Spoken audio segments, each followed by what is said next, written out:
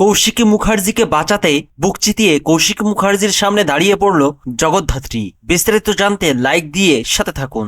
জগদ্ধাত্রী ধারাবাহিকে টানটান উত্তেজনা, আর এই টানটান উত্তেজনার মধ্যেই শুরু হয়ে গেল সমরেশ চট্টোপাধ্যায় ও কৌশিকী মুখার্জির ম্যাগাজিন লঞ্চ ও উর্মিলা মুখার্জির স্মরণে সাংস্কৃতিক অনুষ্ঠান। দেখা যায় খুব ধুমধাম করে অনুষ্ঠানটা শুরু হয়, আর অনুষ্ঠানটা শুরু হতেই আমন্ত্রিত অতিথিরা মুখার্জি বাড়িতে প্রবেশ করে।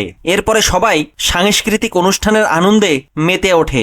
এমন সময় দেখা যায় কৌশিকী মুখার্জি ও সমরেশ চট্টোপাধ্যায় তাদের এক বিশেষ ম্যাগাজিন লঞ্চ করতে যায়, আর তখন জগদ্ধাত্রী স্টেজে দাঁড়িয়ে বক্তৃতা দিতে থাকে। এমন সময় জগদ্ধাত্রী খেয়াল করে ব্যালকনিতে দাঁড়িয়ে একটা ভাড়াটে গুন্ডা কৌশিকী মুখার্জির দিকে বন্দুক তাক করে আসে। আর এই বিষয়টা দেখে জগদ্ধাত্রী রীতিমতো চমকে যায়। এমনকি জগদ্ধাত্রী ছুটে গিয়ে কৌশিকী মুখার্জির সামনে দাঁড়িয়ে পড়ে আর বলে, সরে যান। এই বলে জগদ্ধাত্রী কৌশিকী মুখার্জিকে সরিয়ে দেয়। এমনকি ওই গুন্ডা লোকটি গুলি চালানোর আগেই জগদ্ধাত্রী ওই গুন্ডা লোকটির বুকে গুলি মারে, আর তখন ওই গুন্ডা লোকটি লুটিয়ে পড়ে।